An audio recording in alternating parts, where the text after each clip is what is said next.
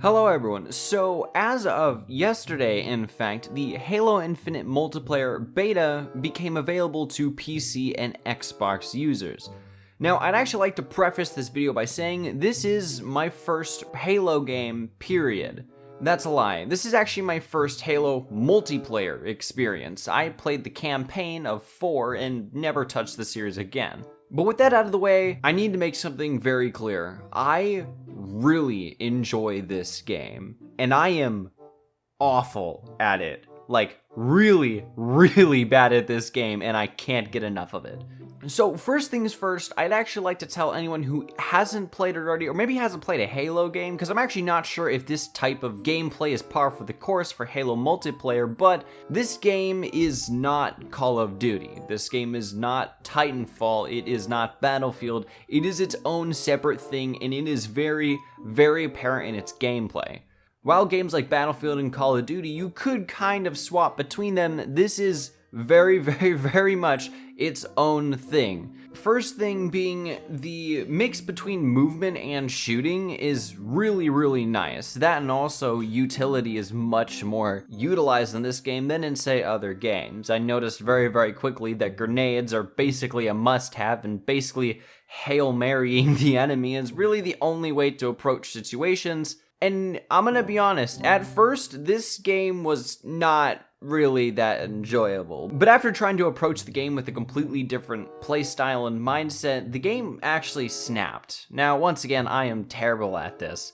Another thing that separates it from other games is that it is, in all intents and purposes, an arena shooter. That being, you don't start with a loadout, you get a gun, and that's it, and then you just find other guns laying around the map. I have mixed feelings about this. I personally like the fact that we're on even playing fields, and it also forces me to use guns that I probably wouldn't use otherwise. My personal favorite gun, however, is the Mangler. I couldn't really say why, but having this giant barrel full of what looks like shotgun shells is really fun to play around with.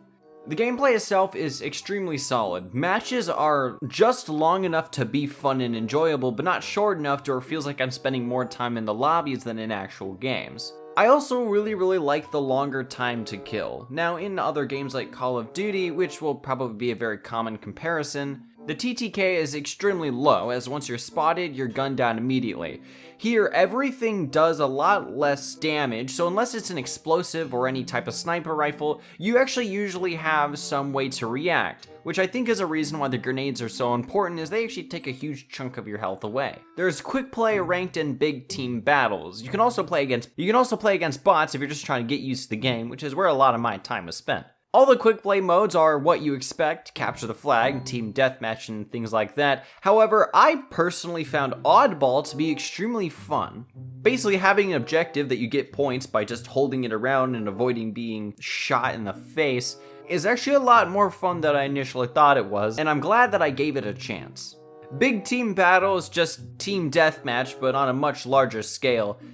Overall, the physical gameplay itself, I thoroughly enjoy, and I'm definitely going to be sinking a lot of time into this game, especially once it comes out, because I can only imagine that this is just going to get better. Another thing that I noticed, and that I was thoroughly surprised with, but actually learned that this is kind of par for the course of this franchise, is the sheer level of customization options that you have for your character. You can get armor pieces specifically for each part of your body, and I think that's really awesome.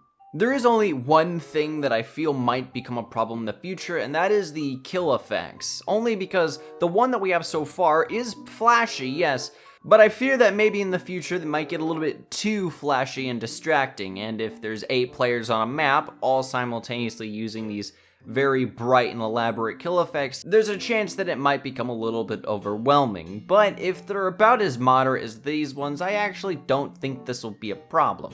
Overall, this game gives really good first impressions once you actually open up your mind to playing a game that isn't Call of Duty. Because I have a feeling that a lot of the people who will dislike the gameplay of Halo Infinite are those who probably never played Halo to begin with, like me, but I thoroughly enjoyed it.